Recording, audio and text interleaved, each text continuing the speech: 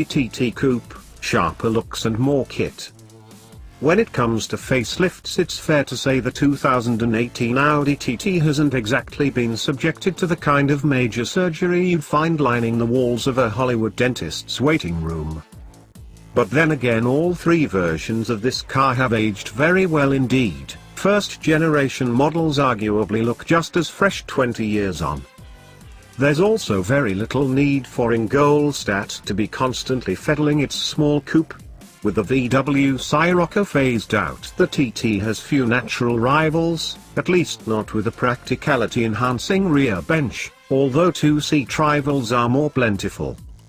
Within those strict parameters, the Audi only really needs to worry about the BMW 2 Series and Toyota GT86/Subaru BRZ, plus the larger Ford Mustang.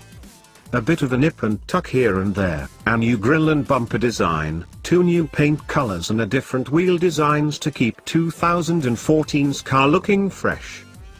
Sportier models, S-Line and TTS, get additional air intakes and vents front and rear for additional purpose, although we're not sure they do anything practical as they're blanked off. You do get more standard kit than before: Audi's Drive Select system, light and rain sensors, multifunction steering wheel, heated door mirrors and the central rev counter layout for the virtual cockpit from the TTRS. And light-up USB ports, would you believe? Sort of. But here's where it gets a bit confusing.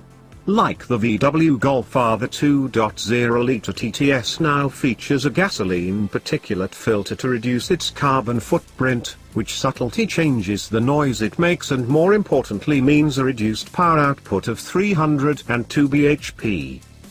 Usefully though, you get 15 pounds-to-foot of torque and a new 7-speed S-tronic automatic gearbox as standard, with no manual option anymore. So the 0 to 62 miles per hour time is 1/10 quicker, at 4.5 seconds. You won't notice the drop in power or the extra torque, because in reality the TTS still rips along at a remarkable pace, in the utterly unflustered way we're come to expect in fast Audis.